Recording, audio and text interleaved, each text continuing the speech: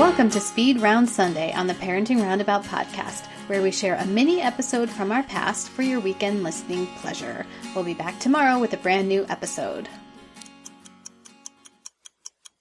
Today we have as our question, what is something that your mom used to do in the kitchen that you would never do? And of course, my easiest answer for this is cooking, because I don't cook. My husband cooks.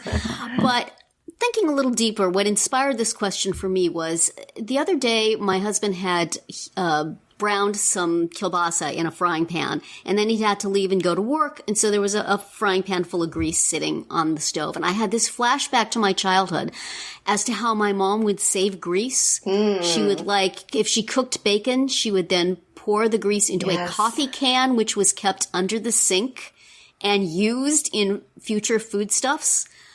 And even just thinking about that now makes me want to just go, wash my mouth out. I can't, the underneath of my sink is gross. I barely want to touch the things under there. So number one, keeping something you're going to eat under the sink is horrifying. And then just having, random layers and layers of food grease ready to use at a moment's notice is ready to use at the drop of a hat.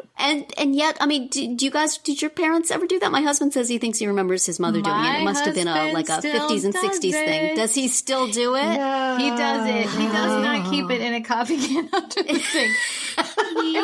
He keeps it in a closed container, like a Tupperware or something. And it's only for bacon grease or something where you could easily scrape it out of the pan, and it is good to reuse. And I'm sure it's delicious. Yeah.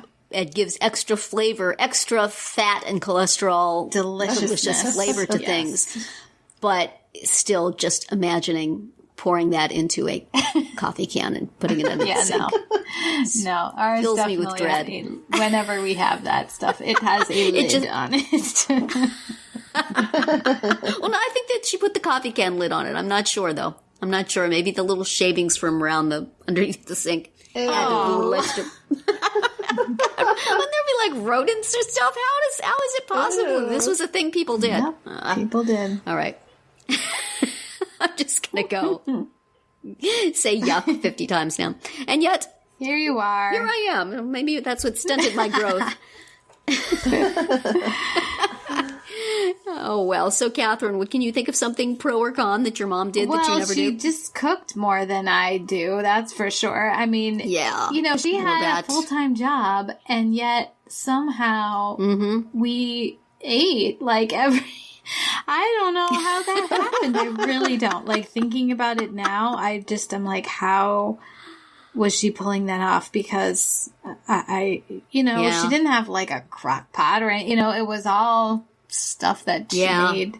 I recall a fair amount of ground beef happening, but that's fine.